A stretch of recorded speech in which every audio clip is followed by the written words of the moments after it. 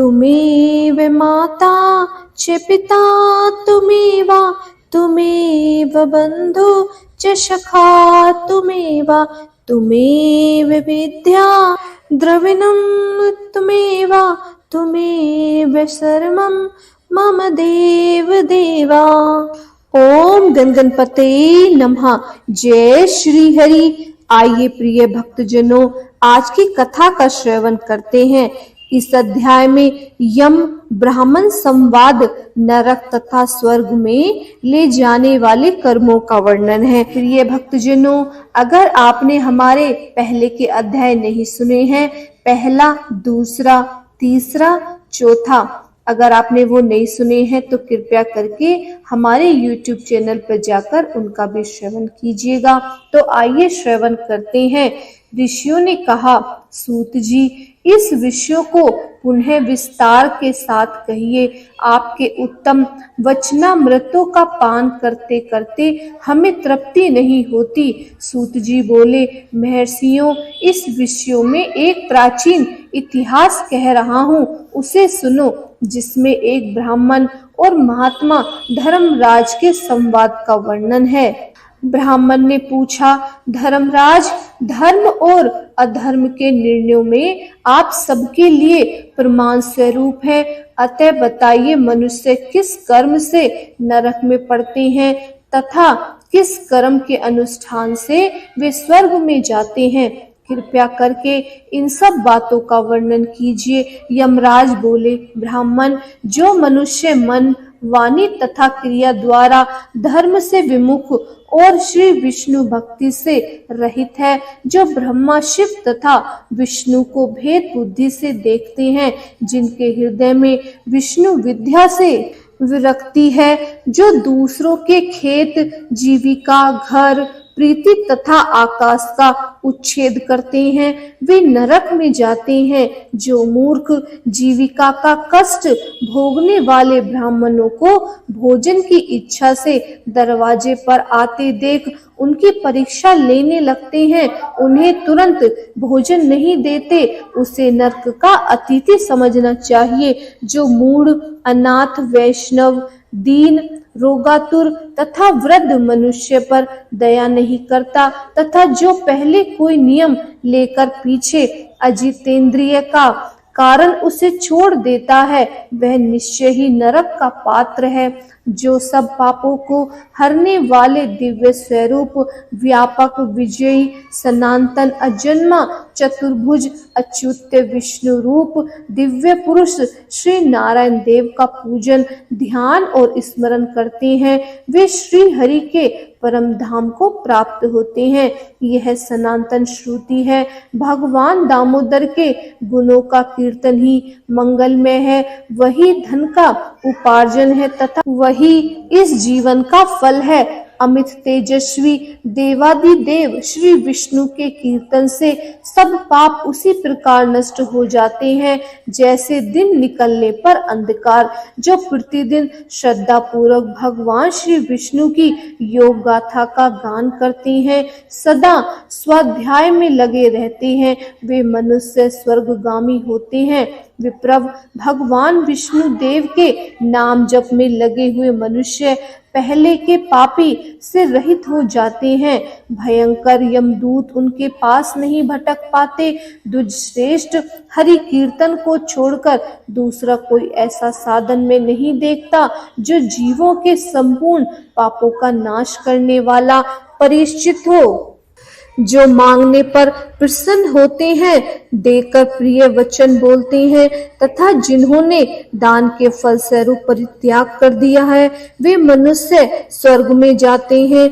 जो दिन में सोना छोड़ देते हैं, सब कुछ सहन करते हैं, पर्व के अवसर पर लोगों को आश्रय देते हैं, अपने से द्वेष रखने वालों के प्रति भी कभी द्वेष वश अहितकार वचन मुंह से नहीं निकालते, अपितु सबके गुणों का बखान करते हैं, वे मनुष्य स्वर्ग में जाते हैं। जो पराई स्त्री की ओर से उदासीन होते हैं और सत्व गुणों में स्थिर होकर मन, वाणी अथवा क्रिया द्वारा कभी उनमें रमन नहीं करते। वे मनुष्य स्वर्गगामी होते हैं। जिस किसी कुल में उत्पन्न होकर भी जो दयालु, यशवी, उपकारी और सदाचारी होते हैं, वे मनुष्य स्वर्ग में जाते हैं।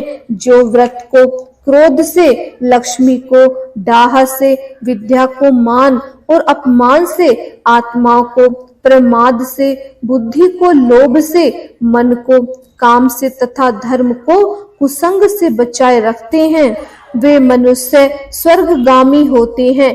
हे विप्र, जो शुक्ल और कृष्ण पक्ष में भी एकादशी को विधि पूर्वक उपवास करते हैं, वे मानव स्वर्ग में जाते हैं। समस्त बालकों का पतन करने के लिए जैसे माता बनाई गई है तथा रोगियों की रक्षा के लिए जैसे औषधि की रचना हुई है, उसी प्रकार संपूर्ण लोगों की रक्षा के निमित्त एकादशी तिथि का निर्माण हुआ है। एकादशी के व्रत के समय पाप से रक्षा करने वाला दूसरा कोई साधन नहीं है। अतः एकादशी को विधि पूर्वक उपवास करने से मनुष्य स्वर्ग लोक में जाता है। अखिल विश्व के नायक भगवान श्री नारायण में जिनकी भक्ति है, वे सत्य से हीन और रजोगुण से युक्त होने पर भी अनंत पुण्यशाली हैं तथा अंत में वे वैकुंठ धाम में पधारते हैं। जो वेत्सी, यमुना, सीता, गंगा तथा पुण्यशीला देवो गोदावरी सेवा और सदाचार का पालन करते हैं, जिनकी स्नान और दान से सदा प्रवृत्ति है, वे मनुष्य कभी नरक के मार्ग का दर्शन नहीं करते। जो कल्याणदायिनी नर्मदा नदी में गोते लगाते हैं तथा उसके दर्शन से प्रसन्न होते हैं, वे पाप रहित हो महादेव की लोक में जाते हैं और चिरकाल तक वहां आनंद भोगते हैं। जो मनुष्य चर्मवती चंबल नदी में स्नान करके सोच, संतोष आदि नियमों का पालन करते हुए उसके तट पर विशेषतः व्याश्राम में 3 रात निवास करते हैं, वे स्वर्ग लोक के अधिकारी माने जाते हैं। जो गंगा जी के जल में अथवा प्रयाग, केदारखंड, पुष्कर, व्याश्रम तथा प्रभास क्षेत्र में मृत्यु को प्राप्त होते हैं, वे विष्णु लोक में जाते हैं। जिनकी द्वारका या कुरुक्षेत्र में मृत्यु हुई है, अथवा जो योगाभ्यास से मृत्यु को प्राप्त हुए हैं, अथवा मृत्यु काल में जिनके मुख से हरि इन 2 शब्दों का अक्षर उच्चारण हुआ है, वे सभी भगवान श्री हरि के प्रिय हैं। हे विप्र, जो द्वारकापुरी में 3 रात भी ठहर जाता है, वह अपनी 11 इंद्रियों द्वारा किए हुए सारे पापों को नष्ट करके स्वर्ग में जाता है। ऐसी वहां की मर्यादा है। वैष्णव व्रत एकादशी के पालन से होने वाला धर्म तथा यज्ञ आदि के अनुष्ठान से उत्पन्न होने वाला धर्म, इन दोनों को विधाता ने तराजू पर रखकर तोलता था। उस समय इनमें से पहले का ही पलड़ा भारी रहा। ब्राह्मण जो एकादशी का सेवन करते हैं तथा जो अच्युत अच्युत कहकर भगवान का कीर्तन करते हैं, उन पर मेरा शासन नहीं चलता। मैं तो स्वयं ही उनसे बहुत डरता हूँ। जो मनुष्य प्रत्येक मास में एक दिन अमावस्या को श्रद्धा के नियम का पालन करता है और ऐसा करने के कारण जिनके पितर सदा तृप्त रहते हैं, वे धन्य हैं, वे स्वर्गगामिनी होते हैं। भोजन तैयार होने पर जो आदर पूर्वक उसे दूसरों को परोसते हैं और भोजन देते समय जिनके चेहरे के रंग में परिवर्तन नहीं होता, वे शिष्ट पुरुष स्वर्गलोक में जाते हैं। जो मृत्यु लोक के भीतर भगवान श्री नर नारायण के आवास स्थान बद्री का आश्रम और नंदा सरस्वती के तट 3 रात निवास करते हैं, वे धन्यवाद के पात्र हैं। भगवान श्री विष्णु के प्रिय हैं। ब्राह्मण जो भगवान पुरुषोत्तम के समीप जगन्नाथपुरी में 6 मास तक निवास कर चुके हैं, वे अच्युत स्वरूप हैं और दर्शन मात्र से समस्त पापों को हर लेने वाले हैं। जो अनेक जन्मों में उपार्जित पुण्य के प्रभाव से काशीपुरी में जाकर मणिक रनिका जल में गोते लगाते हैं और श्री विश्वनाथ जी के चरणों में मस्तक झुकाते हैं। वे भी इस लोक में अनेक आने पर वंदनीय होते हैं और श्री हरि की पूजा करके पृथ्वी पर कुश और तिल बिछाकर चारों ओर तिल बिखेरते और लोहा तथा दूध देने वाली गो दान करके विधि पूर्वक मृत्यु को प्राप्त होते हैं।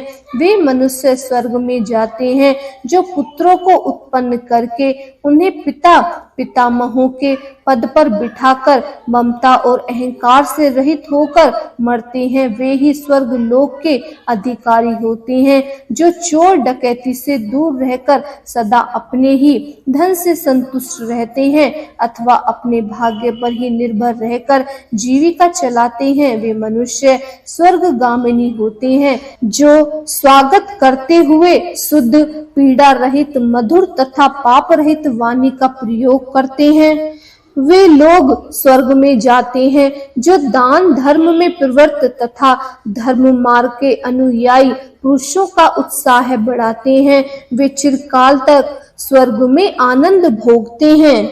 जो हेमंत ऋतु शीतकाल में सूखी लकड़ी, गर्मी में शीतल तथा जल तथा वर्षा में आश्रम प्रदान करते हैं, वह स्वर्ग लोक में सम्मानित होते हैं। जो नित्य नियमित आदि समस्त पुण्य कालों में भक्ति पूर्वक श्रद्धा करता है वह निश्चय ही देवलोक का भागी होता है। दरिद्रता का दान, सामर्थ्यशाली की क्षमा, नौजवानों की तपस्या, ज्ञानियों का मौन, सुख भोगने के योग्य पुरुषों की स्वेच्छा निवृत्ति तथा संपूर्ण प्राणियों पर दया के सद्गुण स्वर्ग में ले जाते हैं। ध्यान युक्त तप भव सागर से तारने वाला है और पापों को पतन का कारण बताया गया है। ये बिल्कुल सत्य है, इसमें संदेह नहीं है और कोई भी गुंजाइश भी नहीं है। ब्राह्मण स्वर्ग ही राह पर ले जाने वाले समस्त साधनों का मैंने यह संक्षेप में वर्णन किया है। अब तुम क्या सुनना चाहते हो? श्रीमन नारायण नारायण हरि हरि, भजमन नारायण नारायण हरि हरि। अध्याय समाप्त। इसके आगे का श्रवण हम आने वाले अध्याय में करेंगे। उम्मीद है आपको वीडियो पसंद आई हो तो प्लीज हमारे चैनल को सब्सक्राइब कीजिए और इस वीडियो को लाइक कीजिए और ज्यादा से ज्यादा शेयर कीजिए ताकि दूसरे लोग भी वैशाख मास की कथाओं का श्रवण करके और अपने जीवन में लाभ उठा सकें। और कमेंट्स में ओम नमो भगवते वासुदेवाय लिखना ना भूलिएगा। जय श्री हरि।